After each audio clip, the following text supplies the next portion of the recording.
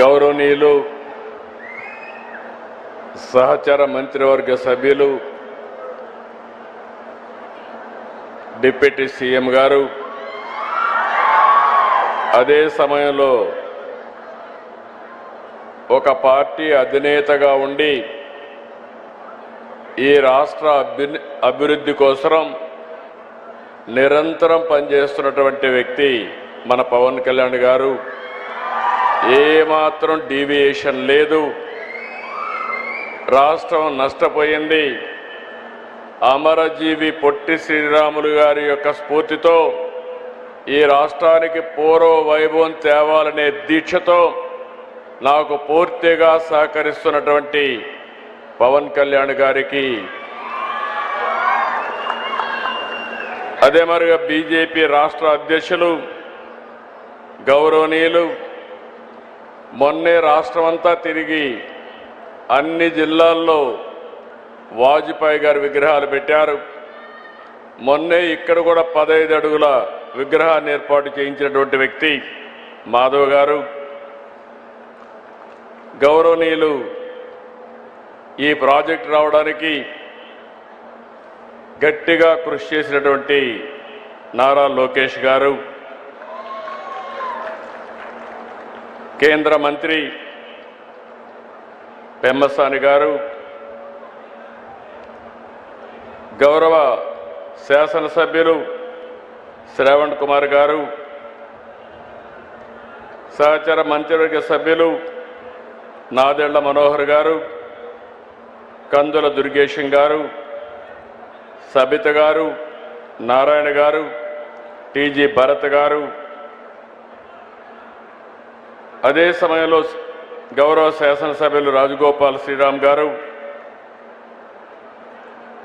వారి అన్నింటికంటే ముఖ్యంగా నేను చాలామందిని చూశాను, కానీ ఇటీవల కాలంలో పట్టుదలకు మారుపేరుగా ఈ ప్రాజెక్టు చేపట్టినప్పటి నుంచి ఇప్పటి వరకు ఇక్కడనే క్యాంప్ ఆఫీసు పెట్టుకొని కుటుంబం సమేతంగా పనిచేసినటువంటి దోండి రాకేష్ గారు, నేను Arya Vaishya welfare and development corporation చైర్మన్గా చేస్తే దానికి నిజమైన సార్థకత ఇచ్చారు అలాంటి రాకేష్ని. అదే మరి కుటుంబ సభ్యులైనటువంటి గౌరవనీయులు తంగుడు రేవతి గారు, grand daughter of Potti Sriramulu గారు, శ్రీమతి దేవకి అనురాధ ప్రభాకర్ గారు, మనవరాలైనటువంటి వ్యక్తి, అదే మరి జిల్లా కలెక్టర్ గారు, గౌరవ శాసనసభ్యులు బివిఎన్ రావు గారు, ఇలాంటి చాలామంది మిమ్మల్ని చూస్తే నేను ఎప్పుడూ చెప్తా ఉంటాను, స్ఫూర్తికి మారు పేరు త్యాగాలు. ఏదైనా దానం చేయాలంటే మొట్టమొదటి దానాలు చేసే కమ్యూనిటీ ఆర్యవైశ్య సంఘం. ఆ స్ఫూర్తిని నిలబెట్టుకున్నటువంటి దాతలందరికీ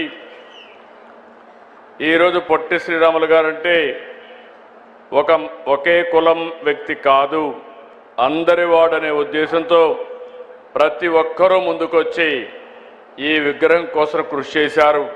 కృషి చేసిన ప్రతి ఒక్కరికి మనస్ఫూర్తిగా నమస్కారాలు, అభినందనలు, శుభాభినందనలు. ఈరోజు ఒక చరిత్ర. ఆ చరిత్ర ఈరోజు మనం ఒకసారి చూస్తే మొట్టమొదటిసారిగా ఆంధ్ర రాష్ట్ర సాధకులు అమరజీవి పొట్టి శ్రీరాములు గారి జయంతి సందర్భంగా నివాళులర్పిస్తూ సభను ప్రారంభించుకుందాం. మీ అందరి ఉత్సాహం చూసా, వచ్చినప్పటి నుంచి ఇప్పటికి కూడా ఎంత ఉత్సాహంగా ఉన్నారంటే మీ పట్టుదల చూస్తే నాకు చాలా ఆనందంగా ఉంది. అలాంటి మీ అందరికీ నమస్కారాలు. ఈరోజు విగ్రహం చూసాం, 58 అడుగులు, 58 రోజులు, ఇంకొక 48 అడుగులు ఎత్తు పెట్టారు, అంటే 106 అడుగుల ఎత్తు. దాని పైన ఎక్కి చూస్తే మొత్తం రాజధాని అంతా కనపడుస్తూ ఉంది. నాకు మళ్ళీ ఒక ఆలోచన వచ్చింది, ఇప్పుడు పైనెక్కి చూస్తేనే ఇంత బాగా కనపడుస్తుంది. రేపు రాజధాని పూర్తయితే ఎంత బాగుంటుందో అనే ఆలోచన రేకెత్తించే విధంగా ఆ హైట్ పెట్టారు. ఇంకొక పక్కన 125వ జయంతి, అరుదైన అనుభవం.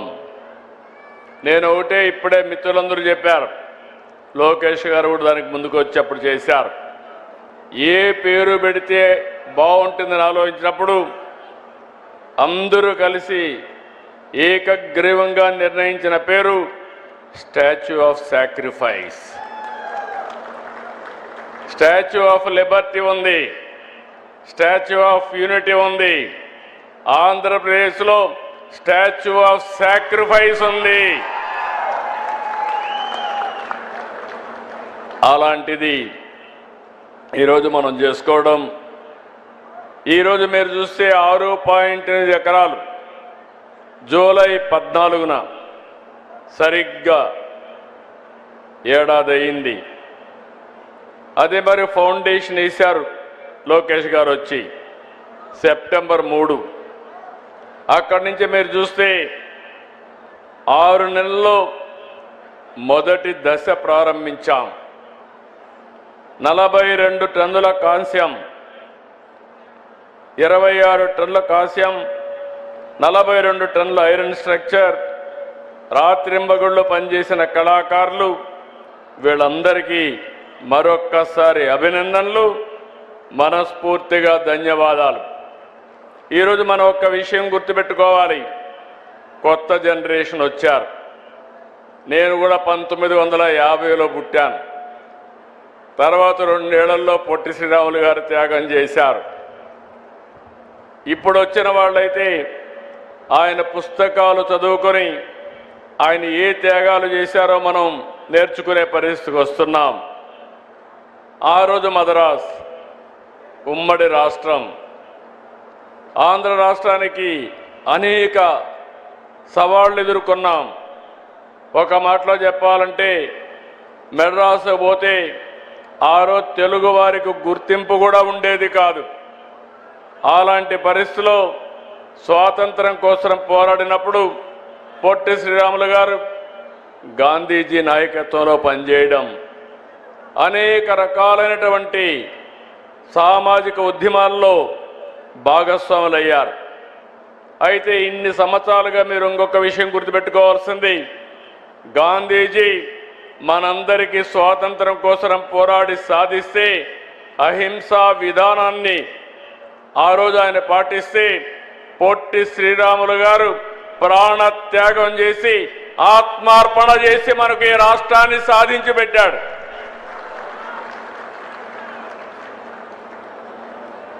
ఎవరు ఊహించలేదు, ఎవరు కూడా సహకరించలేదు. ఓసారి అలాంటి సమయంలో మీరు చూస్తే చాలామంది వ్యక్తులు చెప్పారు, అవన్నీ నేను చెప్పడం లేదు. అలాంటి సమయంలో నేను చనిపోయినా పర్వాలేదు, ఆ తర్వాత అయినా మార్పు వస్తుంది, తెలుగు వారికి గుర్తింపు వస్తుంది, భాషా ప్రయుక్త రాష్ట్రాలు ప్రారంభమవుతాయని ఆలోచించి ఆయన త్యాగం చేశాడు. ఈరోజు మనం గుర్తుపెట్టుకోవాలి, భారతదేశంలో పొట్టి శ్రీరాములు గారు త్యాగం చేసిన తర్వాత భాషా ప్రయుక్త రాష్ట్రాలకు నాంది పలికింది. ఆ తర్వాతనే అన్ని రాష్ట్రాలు వచ్చాయి. దానికి కారకులు పొట్టి శ్రీరాములు గారని చెప్పి కూడా మీకు తెలియజేస్తున్నా. ఇంకొక పక్కన అనేక ఉద్యమాల్లో ఆయన పార్టిసిపేట్ చేశాడు. 5 దశాబ్దాల్లో అనునిత్యం అనేక విషయాల్లో పోరాటం చేశారు. ఇప్పుడే మనం ఏవి చూశాం, ఆయన సతీమణి పిల్లలు చనిపోయినప్పుడు, తల్లి చనిపోయినప్పుడు ఆయన ఒకటే ఆలోచించారు, ఈ దేశం కోసం నేను త్యాగం చేయాలి, అంకిత భావంతో పనిచేయాలని పనిచేసే పరిస్థితికి వచ్చారు. మనందరం గుర్తుపెట్టుకోవాలి, ఆయన కూడా మనమారుగానే ఒక సాధారణ కుటుంబంలో పుట్టారు. 1946 నెల్లూరు జిల్లా మూలపేటలోని దేవాలయాలకు వెళ్ళి దళితులకు ప్రవేశం కల్పించారు. 48లో వార్దాలో దళిత జనోద్ధరణ కోసం 29 రోజులు నిరాహార దీక్ష చేశారు. అదే సమయంలో మెడ్రాస్లో మీరు చూస్తే 1952 అక్టోబర్ 19 దీక్షకి దిగారు. 58 రోజుల త్యాగం గురించి అందరూ చెప్పారు, నేను ఎక్కువగా చెప్పక్కర్లేదు. 58 రోజులు కనీసం నీళ్లు కూడా దాక్కుండా కఠోరమైన దీక్ష చేసి ప్రాణ త్యాగం చేసిన వ్యక్తి పొట్టి శ్రీరాములు గారు. ఆయన త్యాగాన్ని శాశ్వతంగా గుర్తుపెట్టుకోవాల్సింది తెలుగు జాతి అని కూడా మరొక్కసారి విజ్ఞప్తి చేస్తున్నాను. అయితే మనకు ఓసారి కొన్ని సమస్యలు, తెలుగు జాతి అనేక సమస్యలు ఎదుర్కొంది, ఇప్పటికి కూడా ఎదుర్కొంటూనే ఉంది. ఈరోజు మీరు చూస్తే ఒకప్పుడు చెన్నై మన రాజధాని, ప్రెసిడెన్షియల్ గవర్నమెంట్ ఉన్నప్పుడు మెడ్రాస్ ప్రావిన్స్ కింద మనం అందరం కూడా చెన్నైకి పోయేవాళ్ళం. తెలుగు జాతి కూడా అనేక సందర్భాల్లో అనేక విధాలుగా విడిపోయింది, అనేక విధాలుగా కలిసింది, అనేక సమస్యలు కూడా ఫేస్ చేసి ఈరోజు మీరు చూస్తే తెలుగు వారికి 2 రాష్ట్రాలు ఉండేది భారతదేశంలో, ఒకే ఒక జాతికి, అది కూడా తెలుగు జాతికి హైదరాబాద్, తెలంగాణ, ఇక్కడ వచ్చి ఆంధ్రప్రదేశ్. మొట్టమొదటిసారిగా ఆ రోజు కూడా మనం గుర్తుపెట్టుకోవాలి, తెలుగు జాతికి ఒక మాటలో చెప్పాలంటే ఐకమత్యం తక్కువ. ఆ రోజు కూడా మన వాళ్ళు విభేదించారు. ప్రాణ త్యాగం చేసి పొట్టి శ్రీరాములు గారు త్యాగం చేసి తెలుగు భాషా ప్రయుక్త రాష్ట్రాన్ని ఇప్పిస్తే ఎక్కడ పెట్టాలని ఆలోచించి కొంతమంది కర్నూలు, కొంతమంది విజయవాడ, కొంతమంది విశాఖపట్నం, ఫైనల్గా కర్నూలు రాజధానిగా గుంటూరు హైకోర్టు పెట్టి రాజీ ఫార్ములాకు వచ్చారు. ఆ రోజు కూడా ఒకటే ఆలోచించారు, మళ్ళీ హైదరాబాద్ పోతున్నాం, తెలుగు రాష్ట్రం ఒక రాష్ట్రంగా ఉంటుందని ఆలోచించి పెడితే మళ్ళీ 1953 అక్టోబర్ 1న కర్నూలు రాజధాని, 1956 నవంబర్ 1న హైదరాబాద్ రాజధానిగా ఆంధ్రప్రదేశ్ రాష్ట్ర అవతరణ, మళ్ళీ 2014 జూన్ 2న నవ్యాంధ్ర ఆవిర్భావం. ఏ రాష్ట్రం కూడా ఇన్ని సమస్యలు ఫేస్ చేయలేదు. అదే సమయంలో మళ్ళీ ఒకసారి చూస్తే 1924 3 ముక్కలాట, 3 రాజధానులు, అసలు రాజధానే లేకుండా చేసే పరిస్థితికి వచ్చారు. అంటే దీన్ని చూసిన తర్వాత మనందరం గుర్తుపెట్టుకోవాల్సింది 1924 ఈరోజు ఇక్కడ చూస్తున్నాం. నేను ఎప్పుడూ ఆలోచిస్తాను, ప్రజా రాజధాని ఈ అమరావతి, దేవతల రాజధాని అమరావతి. దేవతలు ఉండేది అమరావతిలో.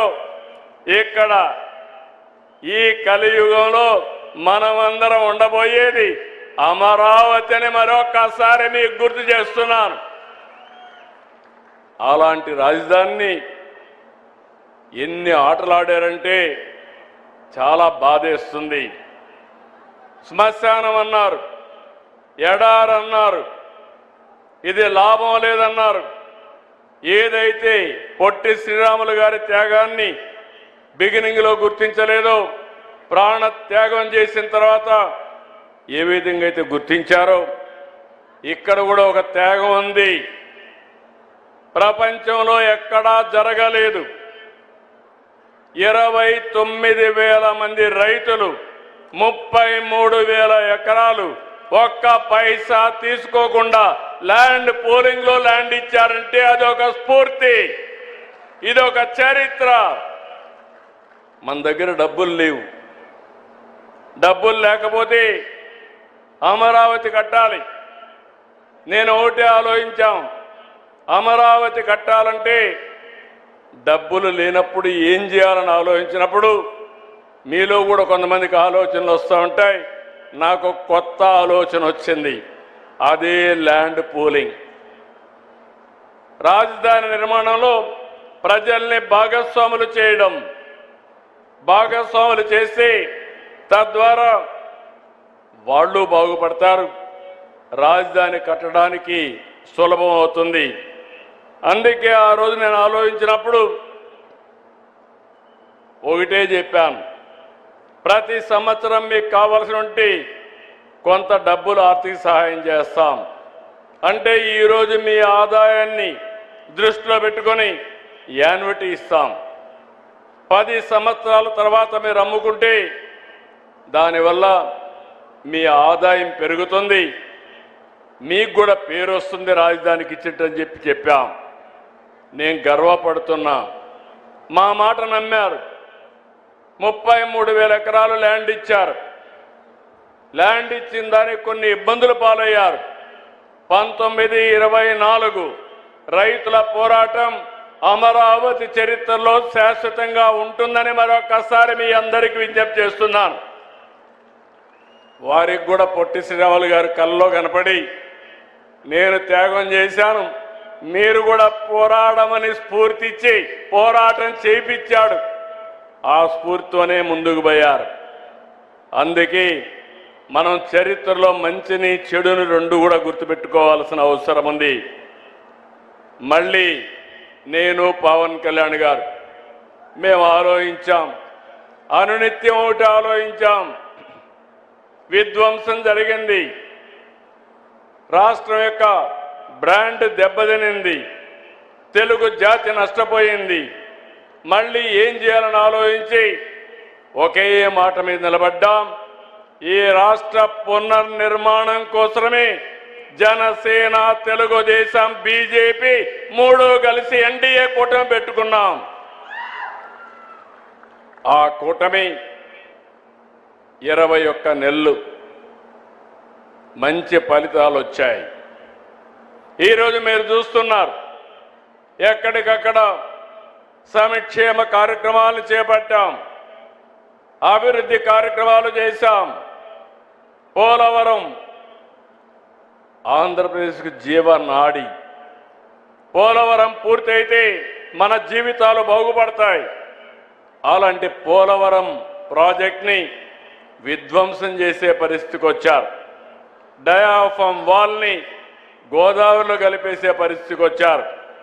440 కోట్లతో పూర్తయిన పోలవరానికి మళ్ళీ మీరు చూస్తే 1000 కోట్ల రూపాయలు ఖర్చు పెట్టి పేర్లలుగా డయాఫామ్ కొత్తది కట్టే పరిస్థితికి వచ్చాం.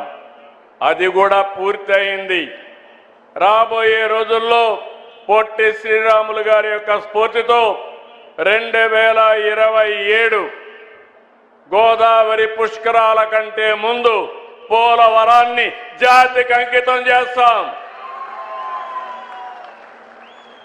అదేవిధంగా ఏదైతే ఇక్కడ మనం కూర్చున్నామో, ఈరోజు ఫౌండేషన్ వేశామో, దీనికి ఒకటే మీ అందరికీ విజ్ఞప్తి చేస్తున్నాం. ఇది అమరావతి తెలుగు ప్రజల గౌరవానికి, ఆత్మవిశ్వాసానికి, ఆత్మ గౌరవానికి సంబంధించిన విషయం.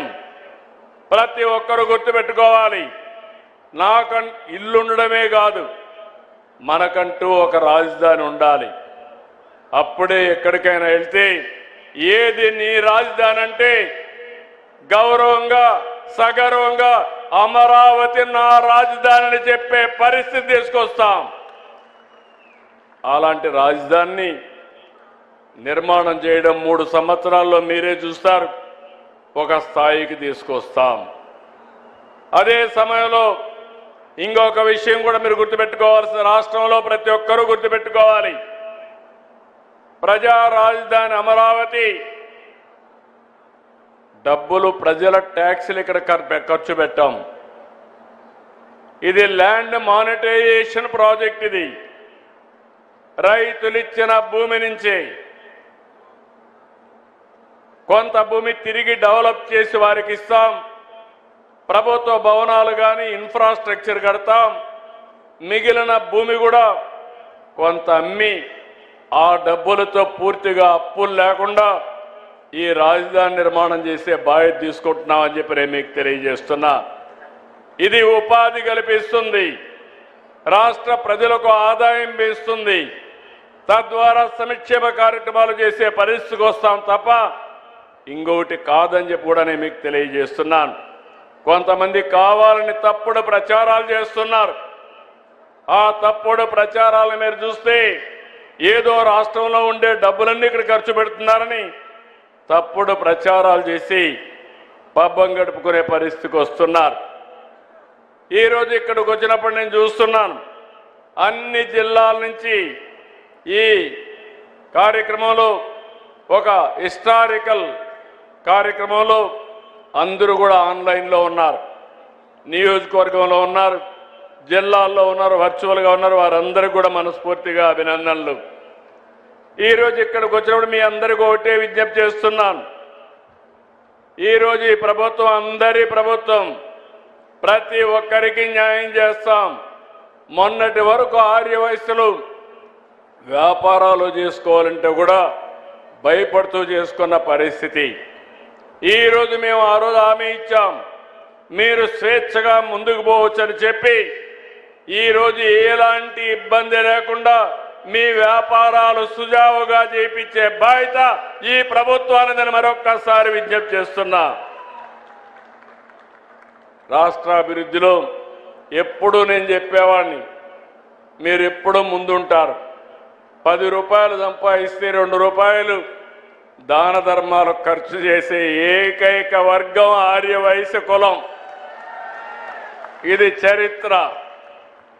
అందుకే ఈ ప్రాజెక్టులో కూడా ఒకసారి అనౌన్స్ చేస్తానే మీరే ముందుకొచ్చి డబ్బులు ఇచ్చి ఈ ప్రాజెక్టుని పూర్తి చేయగలిగారు.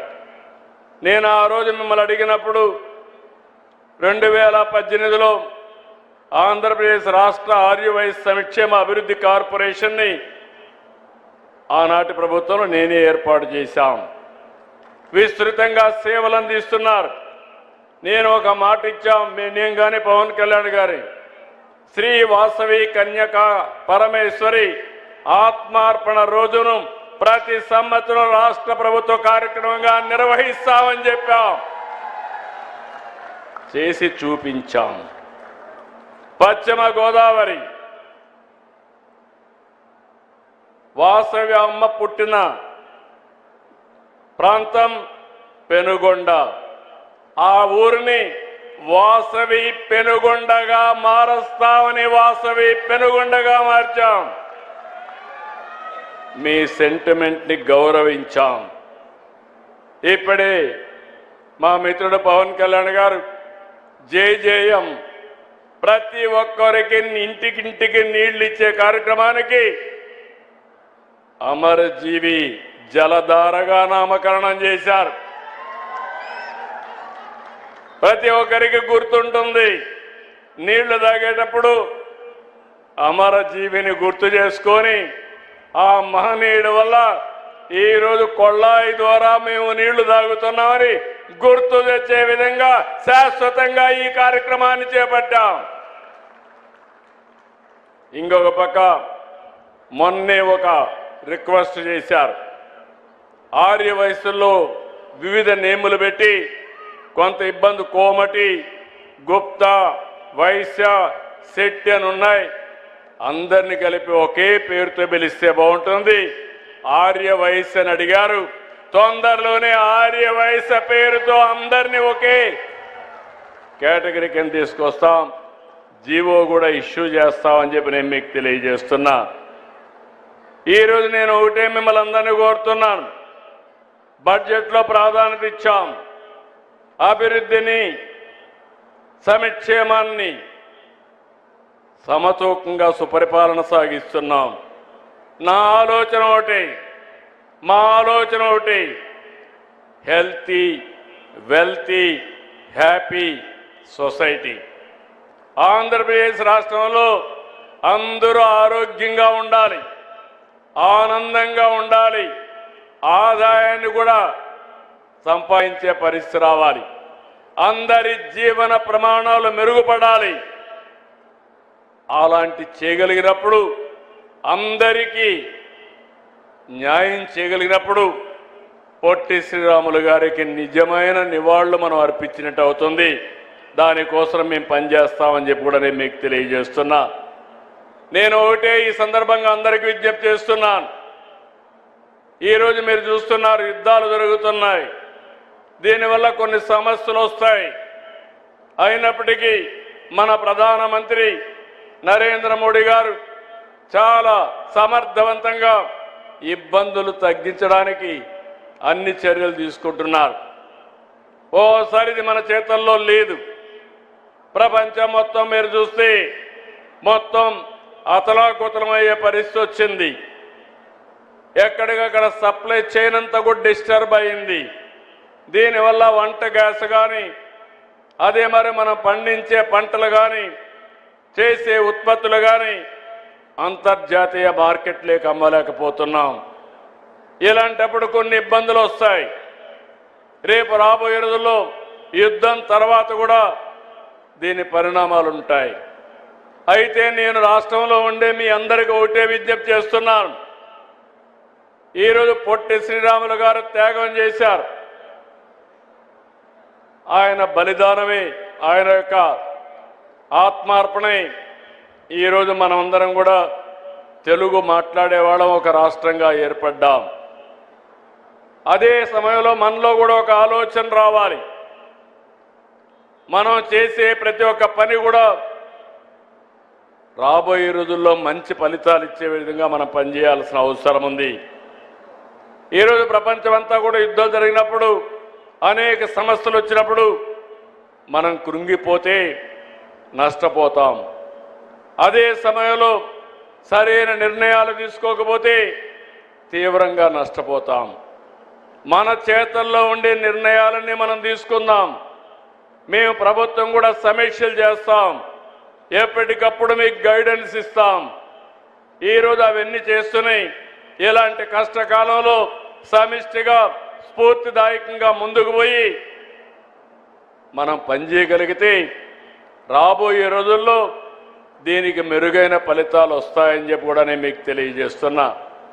అందుకే మనమందరం ఎప్పటికప్పుడు గుర్తుపెట్టుకోవాల్సింది, ఇలాంటి మహనీయులందరూ ఎన్నో త్యాగాలు చేశారు.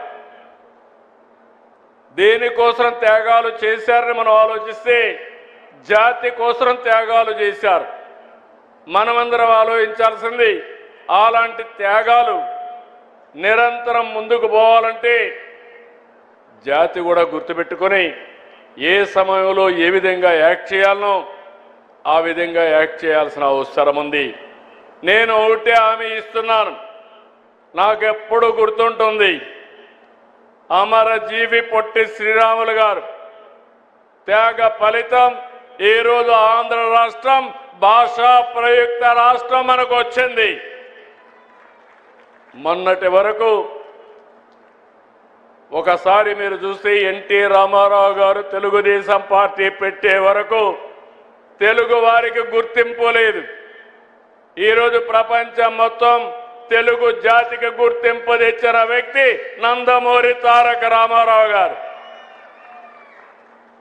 ఈరోజు మళ్ళీ మిమ్మల్ని కోరుతున్నా, మనమందరం గట్టిగా పనిచేద్దాం. సమస్యలు వస్తాయి, అప్పుడప్పుడు కొన్ని మన చేతుల్లో ఉండేవి ఉంటాయి, కొన్ని బయట యొక్క పరిస్థితులు కూడా వస్తూ ఉంటాయి. బయట ప్రభావమే ఈరోజు యుద్ధం కానీ దీని పరిణామాలు. ఇలాంటివి వచ్చినప్పుడు సమర్థవంతంగా ఎదుర్కోగలిగితే భవిష్యత్తు బాగుంటుంది.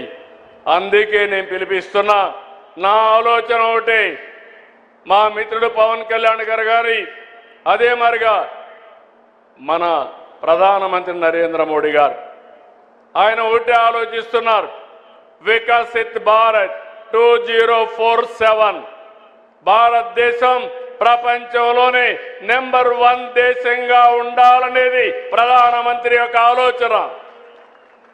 మా ఆలోచన భారతదేశాన్ని మొదటిగా స్థానం నిలబెడుతూనే తెలుగు జాతి ఆంధ్రప్రదేశ్ రాష్ట్రం భారతదేశంలోనే నెంబర్ 1 స్టేట్గా ఉండాలనేది మా ఆకాంక్ష. అప్పుడే మనం పొట్టి శ్రీరాములు గారికి నిజమైన నివాళులు అర్పించిన వాళ్ళు అవుతాం. ఆయన యొక్క వారసత్వానికి సార్థకత వస్తుంది. దీనికి మీరందరూ కూడా కృషి చేయాలని మరొక్కసారి కోరుకుంటూ, ఇలాంటి ఒక హిస్టారికల్ సంఘటనలో మన అందరం భాగస్వాములు కావడం ఇది ఒక చరిత్ర. ఆయన చనిపోయినప్పుడు నేను 2 సంవత్సరాలు ఉన్నా, అప్పుడే పుట్టా. పవన్ కళ్యాణ్ గారు అప్పటికి పుట్టుండరు, కానీ చాలామంది వేదిక పైన పుట్టుండరు. కానీ ఈరోజు ఆయన విగ్రహం పెట్టడంలో, ఆయన స్ఫూర్తిని ముందుకు తీసుకుపోవడంలో మనందరం భాగస్వాములయ్యాం. ఇది మన పూర్వ జన్మ సుకృతంగా భావిస్తూ మరొక్కసారి మీ అందరికీ పేరు పేరున మనస్ఫూర్తిగా అభినందనలు, ధన్యవాదాలు.